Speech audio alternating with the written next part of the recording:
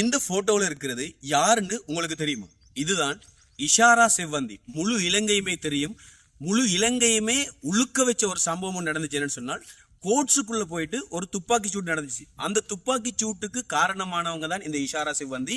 இவங்க சட்ட புத்தகத்தை கிழிச்சு துப்பாக்கியை கொண்டு வந்து துப்பாக்கிதாரருக்கு கொடுத்து கணேமுல்ல சஞ்சீவ் அவர்களை விசாரிக்கிறதுக்கு அங்க அவர் 2 வார்த்தை சொல்றதுக்கு இடையிலேயே துப்பாக்கியால சுடப்பட்டு முடிஞ்சுது. இது பரவலாக எல்லா சேனல்லையும் பேசப்பட்ட ஒரு விஷயம். இஷாரா செவ்வந்தி காணாம போயிட்டு பல மாதங்கள் ஆகுது. இதுவரைக்கும் யாருமே கண்டுபிடிக்கல. ஆனா நான் அதை கண்டுபிடிச்சிருக்கேன். சரியா? இஷாரா செவ்வந்தி அவர்கள் இப்ப பேச போறாங்க. அதை நீங்க பார்க்க போறீங்க. உண்மையான விடயங்களை தெரிந்து கொள்ள தமிழ் வாய்ஸ் நியூஸ் சேனலை சப்ஸ்கிரைப் செய்யுங்கள். நான் உங்கள் இஷாரா செவ்வந்தி. என்னை இன்னும் இலங்கை போலீஸ் தேடுகிறார்கள். பாத்தீங்க தானே, இஷாரா செவ்வந்தி அவங்க சொல்றாங்க என்னன்னு சொன்னா, உண்மையான தகவல்களை தெரிஞ்சு கொள்றதுக்கு தமிழ் வாய்ஸ் நியூஸ் சேனலை சப்ஸ்கிரைப் பண்ண சொல்றாங்க. நான் தான் உங்களுடைய இஷாரா செவ்வந்தி அப்படின்னு சொல்றாங்க. இலங்கை போலீசார் என்னை இன்னும் தேடிக்கொண்டே இருக்கிறாங்க அப்படின்னு சொல்லி அவங்களே சொல்றாங்க. எனவே இந்த வீடியோல பார்த்தது உண்மையான விஷயம் இல்லை. இதுதான் டீப் ஃபேக் அப்படின்னு சொல்லுவாங்க. அப்படி இல்லைன்னு சொன்னா ஆர்டிபிஷியல் இன்டெலிஜென்ஸ் தொழில்நுட்பத்தை பயன்படுத்தி செய்யப்பட்ட ஒரு வீடியோ தான் இந்த வீடியோ. இத மாதிரி இப்போ உங்களுடைய போட்டோவை, நீங்க இந்த வீடியோ பார்த்து கொண்டிருக்கக்கூடிய உங்களுடைய போட்டோவை எடுத்து நீங்க பேசுற மாதிரி வீடியோ செட் பண்ணலாம். உங்களுடைய குரலை எடுத்து உங்களுடைய குரல்லையே பேசுற மாதிரியே செட் பண்ணலாம். அந்த மாதிரி இப்ப தொழில்நுட்பம் வளர்ந்து போயிருக்குது. ஒரு நடிகையை வச்சு ஏதோ ஒரு அட்வர்டைஸ்மெண்ட் செய்யற மாதிரியே வீடியோ செய்யலாம். அது மட்டும் இல்லாம பலவிதமான விஷயங்கள் இருக்குது. ஒரு மாணவிய ஒரு ஆசிரியரோட கனெக்ட் பண்ணி தப்பான முறையில் வீடியோ செட் பண்ணலாம். அதே மாதிரி உங்களுடைய ஒரு போட்டோ, வீடியோ தேவையில்லை, ஒரு போட்டோ மட்டும் போதும். அந்த போட்டோவை வச்சு உங்களை மாதிரியே பேச வைக்கலாம், உங்களை நடிக்க வைக்கலாம், உங்களை நிர்வாணமாக்கலாம், உங்களை என்ன வேணாலும் பண்ணலாம். அந்த மாதிரியான அளவுக்கு டெக்னாலஜி வளர்ந்து போயிருக்குது. அதுதான் இப்ப ஏஐ.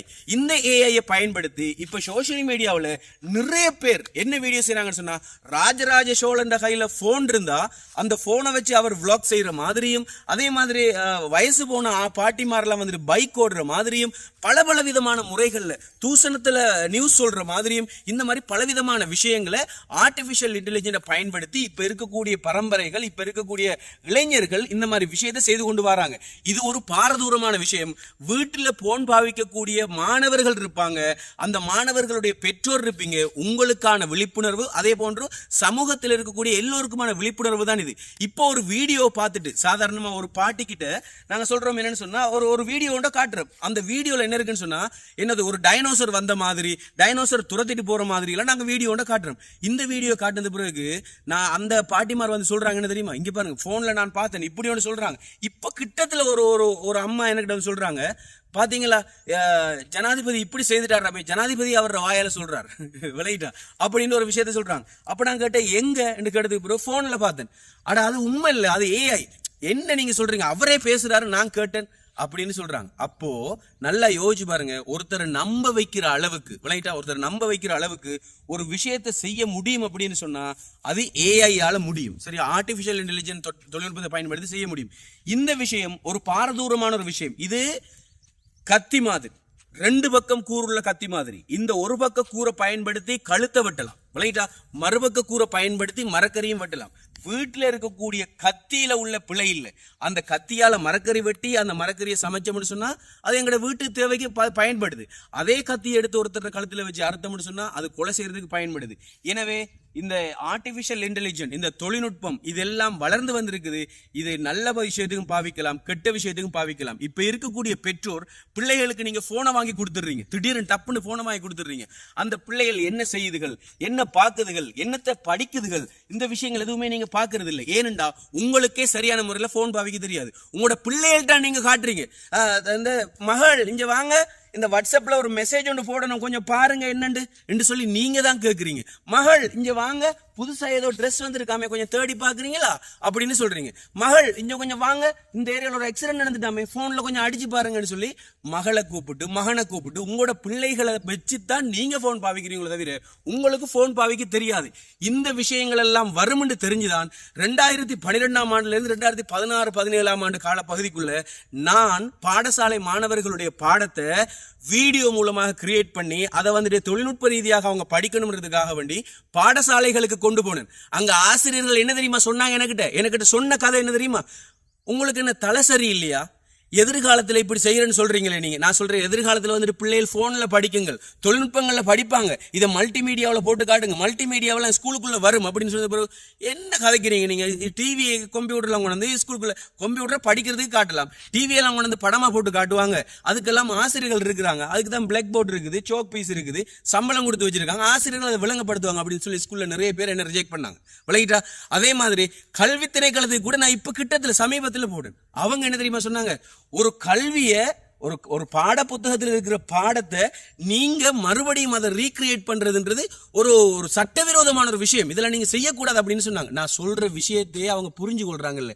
நான் சொன்ன விஷயம் என்னன்னு சொன்னா, பாட புத்தகத்தில் இருக்கிற சில விஷயங்கள், காண முடியாத விஷயங்கள் இருக்குது, அதெல்லாம் விஷுவலா கிரியேட் பண்ணி இருக்கிறேன், அதை பிள்ளைகளுக்கு காட்டலாம், பயன்படுத்தலாம்னு சொல்லி நான் சில சீடிகளை காட்டினேன். மாகாண கல்வி திணைக்களத்தில் சொன்னாங்க விஷயம் என்ன தெரியுமா, இதெல்லாம் நீங்க சட்டவிரோதமான விஷயம் தெரியும், உங்களுக்கு எதிராக நாங்கள் வழக்கு போடுவோம் அப்படின்னு சொன்னாங்க. அப்ப எந்த மாதிரி முறையில போயிருக்குன்னு பாத்தீங்களா? நான் சொல்ற விஷயம் விளங்கிச்சா?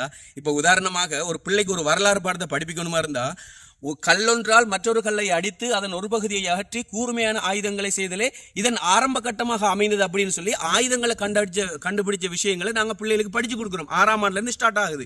விளையாட்டா அப்படி படிப்பிக்கும் போது அந்த கல்லாயுதங்களை எதுக்காக கண்டுபிடிச்சாங்க அப்படின்னு சொன்னா, அவங்களுடைய தேவைகளை பூர்த்தி செய்து கொள்றதுக்காக வேண்டி கல்லாயுதங்களை கண்டுபிடிச்சாங்க.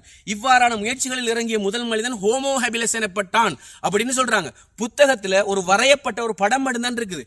அந்த படத்தை தயாரிச்சு அவங்க ஒரு கல்லை அடிச்சு அது கூர்மையாகும் போது, அந்த கல்லை மறுபடியும் அடிக்கும் போது, அவங்களோட கையை அது கிழிக்கும் போது, அதுக்கு பிறகு அவங்க அதை நக்கி பார்த்து ஐயோ இது வெட்டுதே அப்படின்னு உணர்ந்து கொண்டு இது கல்லாயுதம் தான், இதை ஆயுதமாக பயன்படுத்தலாம் சொல்லி அந்த கல்லை ஆயுதமாக ஆக்கின வரலாற ஒரு விஷுவலா கிரியேட் பண்ணி பிள்ளைகள பாட புத்தகத்தில் இருக்கக்கூடிய சில விஷயங்களை விஷுவலா கொண்டு வந்திருக்கிறேன், இதை படிப்பிக்கிறதுக்காக வேண்டிய ஆசிரியர்களுக்கு பயன்படுத்தலாம் அப்படின்னு சொன்னா ரிஜெக்ட் பண்ணக்கூடிய சமுதாயம் இந்த சமுதாயமா இருக்கு. கல்வி திணைக்களத்துல எவ்வளவோ டிகிரியை வாங்கிட்டு உட்கார்ந்துட்டு இருக்கிறாங்க. அவங்க இதை சொல்றாங்க, என்கிட்ட சொல்றாங்க என்னன்னு சொன்னா, உங்களுக்கு நான் எதிராக வழக்கு போடு, அது என்னன்னு கூட பார்க்கல. நான் சொன்ன கொஞ்சம் பாருங்க சார், இதுக்குள்ள என்ன இருக்குன்னு பாருங்க, இல்லைன்னா பார்க்க தேவையில்லை அப்படின்றாங்க. நான் சொன்ன என்னன்னு சொன்னா, ஸ்கூல் பிள்ளைகள் இருக்கக்கூடிய பாடங்கள் இருக்குதானே, அந்த பாடங்களை விஷுவலா, அதாவது அந்த பாடத்தில் இருக்கக்கூடிய காண முடியாத விஷயங்கள் இருக்கு, பிள்ளைகள் காண முடியாத சில விஷயங்கள் இருக்குது, அந்த விஷயங்களை காட்டுற மாதிரி அந்த விஷயங்களை காட்டுற மாதிரி. உதாரணம், ஒரு புவியியல் சம்பந்தமா ஒரு விஷயத்தை எடுத்துக்கொண்டா, இந்த கோள் மண்டலம் இருக்குதானே, அந்த கோள் மண்டலம் எப்படி பயன்படுத்தும். இப்போ உதாரணம், நாங்கள் நிலாவெல்லாம் காட்டி 5ஆம் ஆண்டு 6ஆம் ஆண்டு பிள்ளைகளுக்கு நாங்கள் வந்துட்டு இந்த வளர்பிறை, தேய்பிறை, அதே மாதிரி அட்டமி, நவமி இப்படின்ற விஷயங்கள், முழுபிறை அப்படின்ற விஷயங்கள்லாம், பௌர்ணமி, இந்த விஷயங்கள்லாம் நாங்கள் என்ன செஞ்சு கொள்றோம், காட்டுறோம். அப்படித்தானே?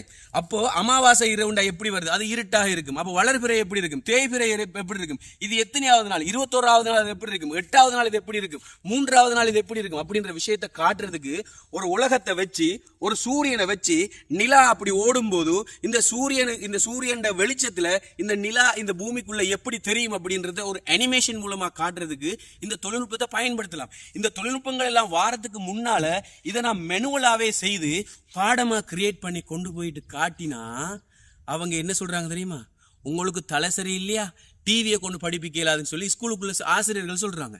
மாகாண கல்வி திணைக்களத்துக்கு போய் இதை அறிமுகப்படுத்தி இதை சொல்லுவோம் அப்படின்னு பார்த்தா, ஏற்கனவே இருந்த மாகாண கல்வி அதிகாரிகள் வந்துட்டு கிழக்கு மாகாணம் தான், திருகோணமலையில போயிட்டு நான் அதை சொல்லும் போது, ஏற்கனவே நிசாம் சார் இருக்கிற டைம்ல முசோஃபில் சார் அவங்க எல்லாம் இருந்தாங்க அதுல, அதே மாதிரி டெபுட்டி பிடி இருந்தாங்க,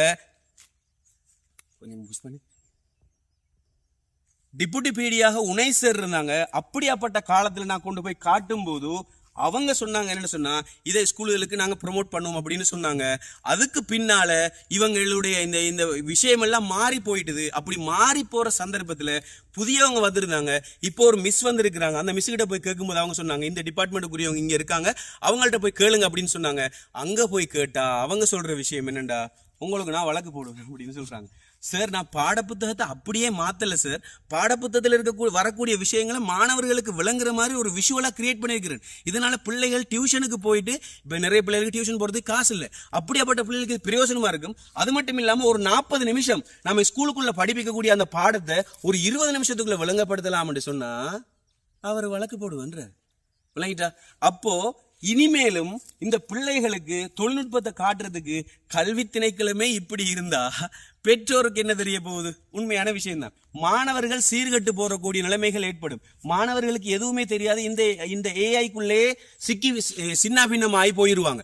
இப்ப எதிர்காலத்துல பல பிரச்சனைகள் வரும். இந்த பிரச்சனைகள் இருந்து மீளனுமாக இருந்தா நிச்சயமாக இலங்கையில் இருக்கக்கூடிய கல்வி திட்டத்துக்குள்ள இந்த தொழில்நுட்பம்டா என்ன, தொழில்நுட்பத்தை எப்படி பயன்படுத்துறது, தொழில்நுட்ப கல்வியை நிச்சயமாக பிள்ளைகளுக்கு மாணவர்களுக்கு படிப்பிக்கணும். அதே மாதிரி வீட்டில் இருக்கக்கூடிய பெற்றோர்கள் மாணவர்கள் உங்களுடைய குழந்தைகள் எதை செய்யறாங்க, அவங்க பாடசாலைக்கு போற மாணவர்களா இருந்தா அவங்களோட போன்ல அவங்க என்னத்தை பயன்படுத்துறாங்க, என்னத்தை பாக்குறாங்க, என்ன விஷயங்களை செய்யறாங்க, நீங்க தேடி பார்க்க வேண்டியது மிக முக்கியமாக இருக்குது.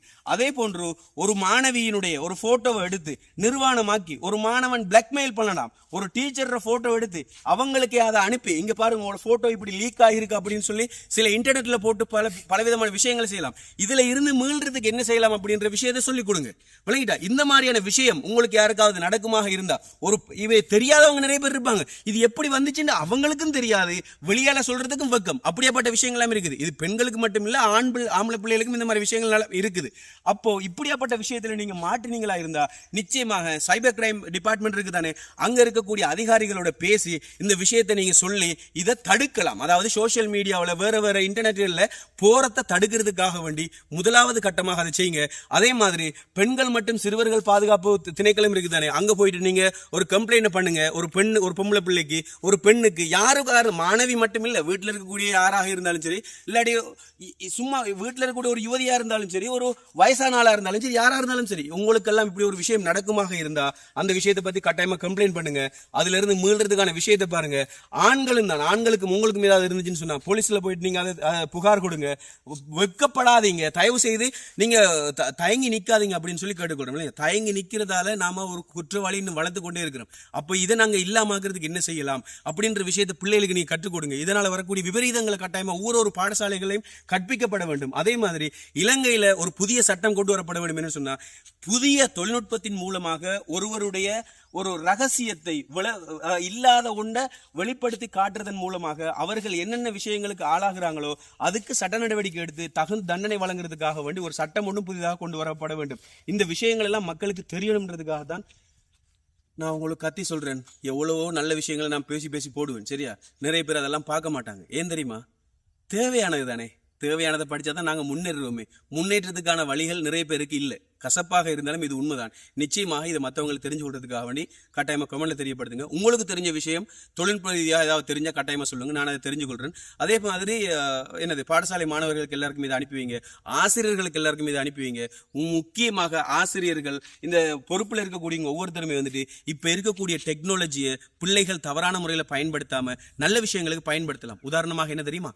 ஆரம்ப காலத்துல வாழ்ந்த அரசர்கள், ஆரம்ப காலத்துல வாழ்ந்த தொழில், அந்த செய்யப்பட்ட குலக்கட்டுமானங்கள், இந்த விஷயங்கள் எல்லாம் பிள்ளைகளுக்கு பார்க்கறதுக்கு இல்லை. அதெல்லாம் என்ன செய்யலாம்? ஒரு ப்ராம்ப்ட் ஒன்று எழுதலாம். அது இப்படித்தான் சொல்லி அந்த வரலாறை படிச்சு அந்த வரலாறு எப்படி இருக்கு, அதோட கட்டமைப்பு எப்படி இருக்குது, அது எப்படி செய்திருக்காங்க அப்படின்ற விஷயத்தை நாங்க அறிஞ்சு ப்ராம்ப்ட் எழுதலாம். இந்த காலத்தில் இப்படியாப்பட்ட சந்தர்ப்பத்தில் இப்படின்னு சொல்லி ஒரு ப்ராம்ப்ட் எழுதி ஏஐ கிட்ட கொடுத்து அந்த ஏஐ கிட்ட அந்த பழைய வரலாற்றை கொண்டு வரது. விளங்கிட்டா? இப்படியான விஷயங்கள்லாம் இருக்குது. எங்களுக்கு தெரிஞ்ச விஷயத்தை நான் உங்களுக்கு பகிரணும் அப்படின்றதுக்காக அப்படி சொல்றேன். விளைச்சா அப்படி செய்யறது நிறைய பேருக்கு இப்ப இதை செய்ய சொன்னோன்னே எங்களுக்கு ப்ராம்ப்ட் எழுத தெரியாது, அதுக்கு வேறையா படிக்கணும். படிக்க வேண்டிய அவசியம் இல்லை. சின்ன நாலேஜில் தான் தெரிஞ்ச மாதிரி எங்களை மாதிரி ஆக்கள் நிறைய பேர் இருப்பாங்க. அப்படியேப்பட்டவங்களை கட்டாயமா கூப்பிடுங்க. விளங்கிட்டா? கூப்பிட நான் உங்களுக்கு ஹெல்ப் பண்ணுவோம். விளங்கிட்டா? கட்டாயமாக கல்விக்காக வேண்டி ஹெல்ப் பண்ணுவோம். எதிர்காலத்துடைய சந்ததிகள் நல்ல விஷயம், நல்ல பிள்ளைகளாக வளர்றதுக்காக வேண்டி நாங்கள் ஹெல்ப் பண்ணுவோம். அதற்காக வேண்டி எங்களை மாதிரி இருக்கக்கூடிய சில விஷயங்கள் தெரிஞ்ச சிலர்களை நீங்க கூப்பிட்டு வச்சுக்கணும். உங்களோட தகுதிகளை மட்டும் நீங்க உயர்த்தி காட்டிக்கொள்ளாதீங்க. ஒவ்வொருத்தருக்கு சில தகமை குறைபாடுகள் இருக்குது. என்னன்னு சொன்னா, நான் பெரிய அந்தஸ்துல இருக்கிறேன், இவரெல்லாம் நான் கூப்பிடணுமா அப்படின்ற மாதிரிலாம் இருக்கும். அப்படிலாம் இல்லாம உங்களுக்கு எங்கள் மூலமாக எதை எடுத்துக்கொள்ளணுமோ அதை எடுத்துக்கொள்றதுக்காக வேண்டி எங்களை மாதிரி என்ன மாதிரி பலர் இருப்பாங்க. விளங்கிட்டா? அவங்களை பயன்படுத்தி கொண்டு மாணவர்களுடைய எதிர்காலத்தையும் மற்ற எதிர்கால விடயங்களையும் கட்டாயமாக சரி செய்து கொள்ளுங்க அப்படின்னு சொல்லி கேட்டுக்கொண்டு இந்த நிகழ்ச்சி விடைபெறுகிறேன். அனைவருக்கும் வணக்கம். இது தமிழ் வாய்ஸ் நியூஸ்.